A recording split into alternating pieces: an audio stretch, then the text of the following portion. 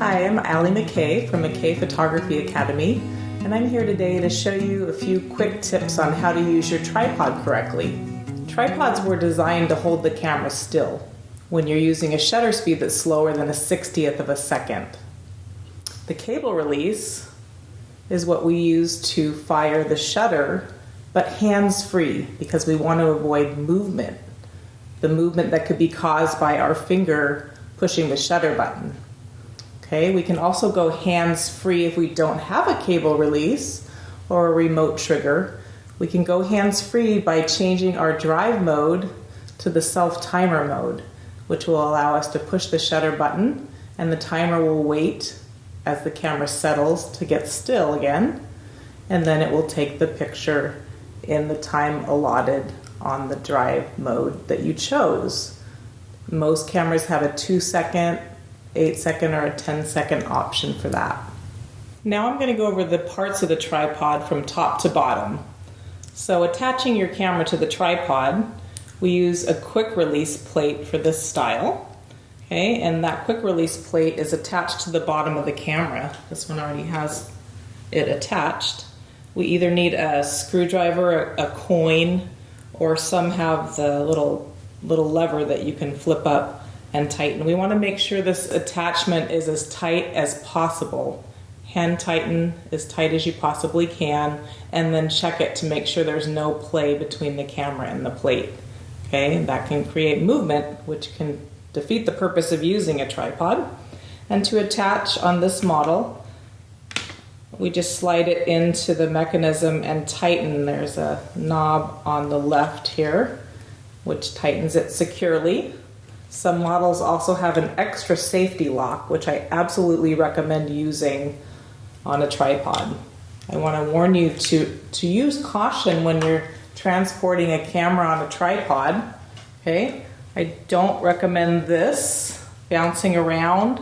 Okay, that creates an opportunity for the camera to fall to the ground, and that's not a fun thing.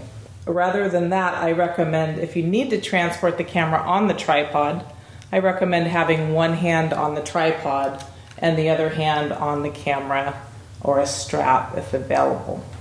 When using a longer, heavier lens, we need to mount that lens to the tripod by the collar. It's called a lens collar. It wraps all the way around the lens and it has a tightening knob here so you can adjust it to different areas of the lens.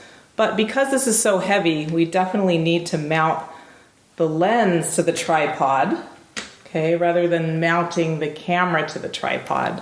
It helps it to balance the weight because it's quite a bit heavier. The camera then attaches to the lens rather than the lens attaching to the camera, okay? So it's nice and balanced weight-wise. There are different areas to the tripod to become familiar with. All the tripods have their set of legs, but they also have what's called a tripod head. This is a ball style, and it's very simple, pretty easy to move around. We have two tightness adjustments here, and when they're loose, we can move the camera in any position, including vertically using this opening on the side if we want to shoot a vertical image. And then we also have the panning knob here. We loosen this and we're able to pan across. This would be used for panning action.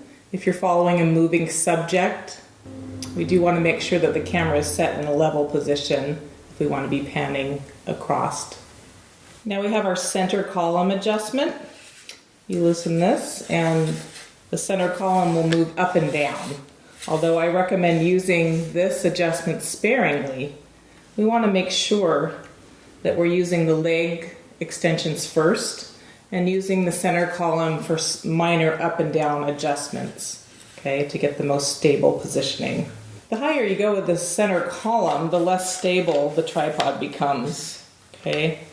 There's more potential movement that can happen here. So use this sparingly, okay, for very small up and down adjustments. Now the leg adjustment lock, this is a collar style, and we're going to turn a very small amount clockwise to loosen, and the leg will extend out from there, and counterclockwise to tighten. The way I remember it is it's the opposite of the righty-tighty rule. And while you're extending your legs, I recommend extending the thickest diameter first. So we start from the top, okay? We'll extend this out to there and then go from there, depending on how high we want to go. On the collar style legs, you do want to be sure not to loosen it more than 1/4 to 1/2 turn, because I've seen it happen. People turn it way too far and the leg falls out and the parts fly everywhere and it's not a pretty sight. This style of leg is the lever style, and it's very simple. When it's open, when it's up, it's loose, okay? And when it's pulled back into the leg, it's tightened. Most tripods have leg angle adjustment levers, which allows you, on this model, when you pull out, to bring the leg extended out in a very open position. Okay, it also allows you to get the camera in its lowest position by extending the legs all the way straddled down. Remember, tripods are only as stable as the surface that they're standing on. Some surfaces like sand or an uneven surface that moves like a boardwalk can create movement, especially when we're walking around our tripod or other people are walking past us. Right. Because tripods are designed to hold the camera still, we never want to touch the legs of the tripod, the camera, nothing on the tripod while the exposure is happening, while the shutter is open. If we do, okay, even if we think we're being careful, it's a big no-no because it can create movement, which can create a blurry or fuzzy looking image. I want you to be careful also to not move the camera unless you have loosened the appropriate knob that will allow it to move. Okay? We laugh because we still find ourselves doing it sometimes, trying to move the camera a slight bit without loosening the appropriate knob. What happens there is you're loosening your attachment to your quick release plate, okay? And if there's any movement or play here, it's not a good thing because you will have movement. So if we want to move our tripod, we need to loosen the appropriate knob, okay? And if you're new to using a tripod, you'll get to know these knobs and buttons. Tripods are very helpful for holding the camera still. However, some people find it cumbersome and they feel like a tripod slows them down. And I just say, well, is being slowed down really a bad thing? If it allows you some time to think about your settings, why am I choosing this aperture? Okay, why am I choosing this shutter speed? And so forth. It also will allow you time to just really look at your scene and think about your composition. What do you really want? Okay, take a variety of different options and you can decide later what's your favorite, but while you're there, shoot away. I'm McKay with McKay Photography Academy. Thanks for watching.